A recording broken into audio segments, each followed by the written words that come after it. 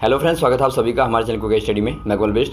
इस वीडियो के माध्यम से दोस्तों आपके यहाँ पर कराऊंगा लुसेंट का दोस्तों पार्ट नंबर 17। इससे पहले दोस्तों आपने 16 पार्ट में महत्वपूर्ण क्वेश्चन को देखा और यहाँ पर दोस्तों आप देखेंगे 17 वाले भाग में दोस्तों महत्वपूर्ण क्वेश्चन को जो आपके बार बार पूछे जाते हैं एग्जाम में। तो आप इनको तैयार कर लेंगे दोस्तों और आराम से आप देखेंगे वीडियो को। और यदि आपने हमारे चैनल को सब्सक्राइब नहीं किया दोस्तों अभी तक, तो प्लीज़ हमारे चैनल को सब्सक्राइब कीजिए और बेल आइकन को प्रेस करना ना भूलिएगा दोस्तों, ताकि हमारे वीडियो की नोटिफिकेशन आपको प्रथम प्राप्त हो। तो आज शुरू करते हैं, आराम से आप देखिएगा वीडियो को। देखिए दोस्तों, पहला क्वेश्चन क्या है आज का, प्रोटॉन की खोज किसने की। प्रोटॉन की दोस्तों आपको पता होगा, जो आपका एक परमाणु होता है, परमाणु के नाभिक में प्रोटॉन और न्यूट्रॉन होते हैं, चारों ओर इलेक्ट्रॉन घूमते हैं। तो यहाँ पर देखिए दोस्तों आपका प्रोटॉन की खोज किसके द्वारा की गई, ये दोस्तों रदरफोर्ड हो जाएंगे। ऑप्शन नंबर आपका रदरफोर्ड में आप टिक कर देंगे। और यहाँ पर देखिए इसको याद रखने का तरीका क्या है दोस्तों, ईंट पर नाच करके आप याद रख सकते हैं। ई का मतलब दोस्तों आपका इलेक्ट्रॉन, टे मतलब आपका टॉमसन या फिर आप थॉमसन कहें, तो इलेक्ट्रॉन की खोज टॉमसन ने की। वैसे ही आपका पर का मतलब दोस्तों आपका प्रोटॉन और रदरफोर्ड, और नाच का मतलब न्यूट्रॉन और चैडविक। तो सभी के दोस्तों आपको याद रहेंगे। अगला क्वेश्चन देखिए दोस्तों क्या है, भारत में प्रथम परमाणु बिजली घर कहाँ पर स्थापित किया गया। प्रथम परमाणु बिजली घर दोस्तों आपका तारापुर में, महाराष्ट्र में स्थापित किया गया। तो आपका तारापुर सही हो जाएगा दोस्तों। अगला क्वेश्चन यहाँ पर देखिए, शांति निकेतन की स्थापना किसने की। शांति निकेतन का मतलब है दोस्तों आपका शांति का घर। तो इसकी स्थापना किसने की दोस्तों, रविंद्रनाथ टैगोर ने की थी। उनका मानना था दोस्तों कि यदि आपको अध्ययन करना है, पढ़ाई करनी है, तो उसके लिए आपको शांति का माहौल चाहिए होता है। तो इसी लिहाज से दोस्तों उन्होंने शांति निकेतन की स्थापना की। अगला क्वेश्चन देखिए दोस्तों, अर्थशास्त्र का नोबेल पुरस्कार किस वर्ष से शुरू किया गया। दोस्तों यहाँ पर देखिए पहले नोबेल प्राइज़ जब शुरू किया गया था दोस्तों, नोबेल अल्फ्रेड नोबेल के यादगार में, तो ये आपका दोस्तों 1900 से शुरू किया गया था। तो 1901 में प्रथम बार मिला था किसी को। उसके बाद दोस्तों यहाँ पर देखिए 1969 में ये आपका अर्थशास्त्र के क्षेत्र में भी दिया जाने लगा था। तो आपका 1969 यहाँ पर आपका सही हो जाएगा। अगला क्वेश्चन देखिए, गौतम बुद्ध द्वारा देह त्याग की घटना को क्या कहते हैं। दोस्तों यहाँ पर देखिए जब गौतम बुद्ध ने देह त्यागी थी तो उसको क्या कहा जाता है बौद्ध धर्म में, महापरिनिर्वाण कहा जाता है दोस्तों। इसे आप शॉर्ट में याद रख सकते हैं दोस्तों, महानिर्वाण, क्योंकि महानिर्वाण करके ही दोस्तों आपका अधिकांशतया आता है। अगला क्वेश्चन देखिए दोस्तों, प्रथम बौद्ध काउंसिल कब, कहाँ और किसके शासनकाल में हुई। दोस्तों पहले आपको देखिए बौद्ध काउंसिल का मतलब पता होना चाहिए। बौद्ध काउंसिल मतलब आपका होता है दोस्तों बौद्ध संगीति, इसे आप संगीति बोलते हैं। संगीति का मतलब होता है दोस्तों आपका साथ साथ में गाना, साथ साथ में गाना।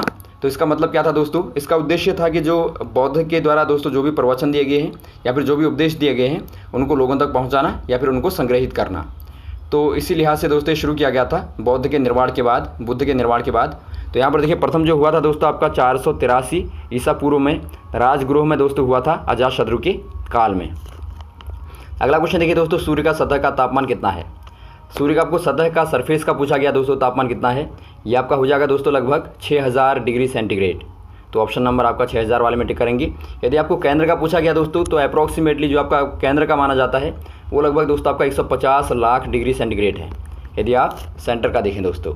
और कोई क्वेश्चन कभी कभार आता है दोस्तों आपका सूर्य में क्या है, तो सूर्य में दोस्तों अधिकांशतः आपका क्या है, हाइड्रोजन गैसें हैं जो आपकी 72% लगभग है दोस्तों, और हीलियम आपका 26% है, और बची हुई दोस्तों आपकी कार्बन और ऑक्सीजन आपकी हो जाएंगी।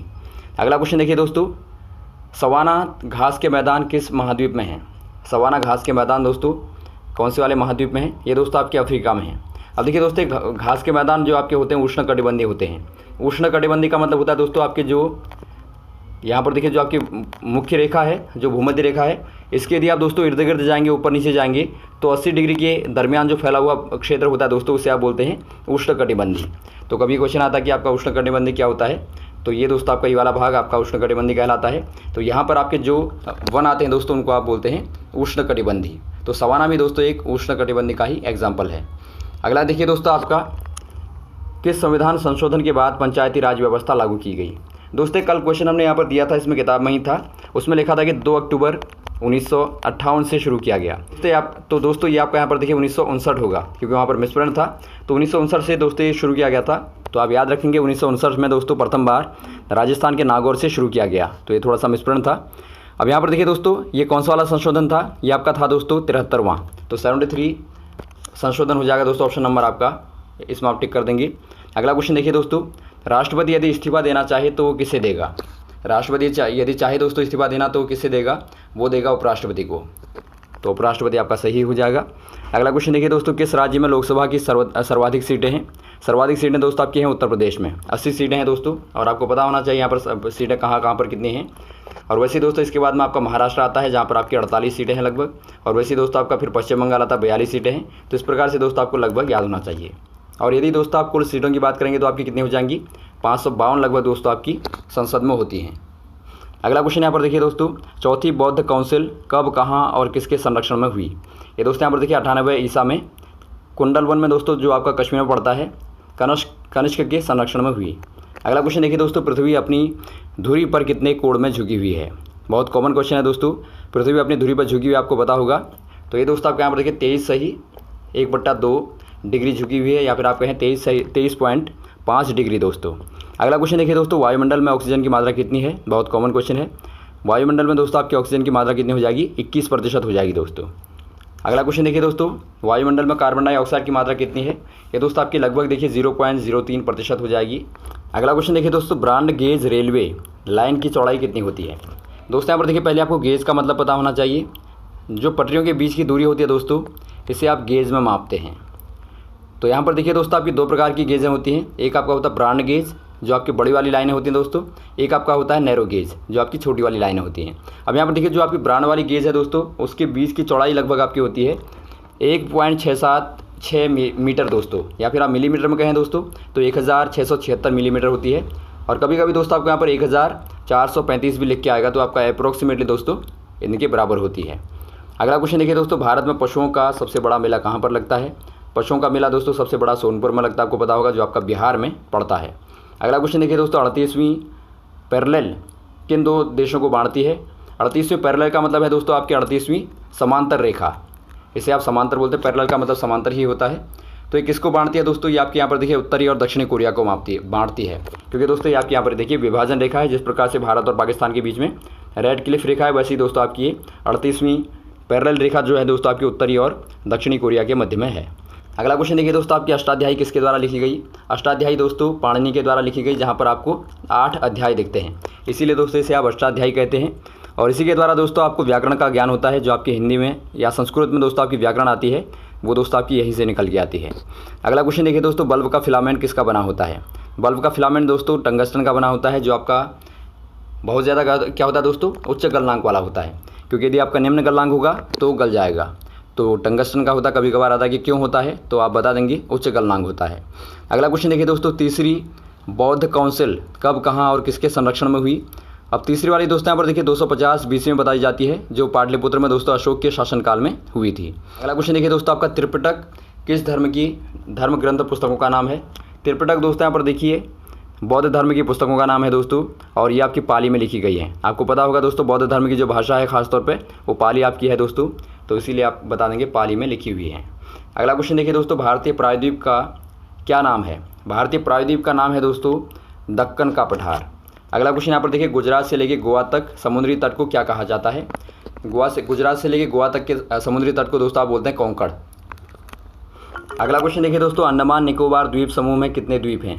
इसमें दोस्तों 324 द्वीप हैं। और द्वीप का मतलब आपको बताया था दोस्तों हमने, ऐसा भाग जो आपका बीच में दोस्तों आपका जल होता है, लेकिन चारों ओर से भूखंड से घिरा होता है, तो उसे आप द्वीप बोलते हैं। तो इसमें दोस्तों यहाँ पर देखिए इतने सारे द्वीप हैं, 324 लगभग। अगला क्वेश्चन देखिए दोस्तों, 42वें संविधान संशोधन के द्वारा कौन से 2 शब्द प्रस्ताव में जोड़े गए। दोस्तों यहाँ पर देखिए जो प्रस्तावना हमारी है उसमें आपके 2 शब्द दोस्तों 42वें संविधान में महत्वपूर्ण वाले जोड़े गए, जो दोस्तों एक था आपका धर्मनिरपेक्ष और एक था आपका दोस्तों समाजवादी। तो ये महत्वपूर्ण थे, इसीलिए दोस्तों आपका 42वें संशोधन को दोस्तों कभी कभार मिनी कॉन्स्टिट्यूशन भी कहा जाता है। अगला क्वेश्चन देखिए दोस्तों, 1 रुपये के नोट में किसके हस्ताक्षर होते हैं। अभी क्वेश्चन बार बार आता है दोस्तों, आपका बताइए 1 रुपये का नोट किसके द्वारा चलाया जाता है। तो ये दोस्तों आपका वित्त मंत्रालय के द्वारा चलाया जाता है। तो वित्त मंत्रालय के क्या होंगे उसमें दोस्तों, हस्ताक्षर होंगे। तो यहाँ पर आप बोल देंगे सचिव वित्त मंत्रालय के। और दोस्तों अन्य नोट आपके RBI के द्वारा चलाए जाते हैं। अगला क्वेश्चन देखिए दोस्तों, संसद के 2 सत्रों के बीच का अधिकतम समय कितना होता है। दोस्तों अधिकतम दोस्तों यहाँ पर देखिए आपका 6 मास का होता है, क्योंकि आपका 1 साल में दोस्तों कम से कम आपकी 2 सभाएं होनी चाहिए, अर्थात दोस्तों आपकी 2 मीटिंगें होनी चाहिए, अर्थात 6 महीने में आपकी 1 कम से कम होनी चाहिए। इससे अधिक दोस्तों आपकी और कितनी भी हो सकती हैं, लेकिन कम से कम आपकी 6 महीने में 1 होनी चाहिए। अगला क्वेश्चन देखिए दोस्तों, ऋतु संहार, कुमार संभव या फिर रघुवंशम किसकी रचना है। ये दोस्तों यहाँ पर देखिए कालिदास की महत्वपूर्ण रचनाएं हैं। इनमें से आपको कोई भी क्वेश्चन आ सकता है दोस्तों, ऋतु संहार भी आ सकता है, आपका कुमार संभव भी आ सकता है, या फिर आपका रघुवंशम भी आ सकता है। कभी कभी दोस्तों आपका मेघदूत भी आ सकता है, तो आप मेघदूत भी याद रखेंगे। मेघदूत भी दोस्तों इनकी महत्वपूर्ण कृति है।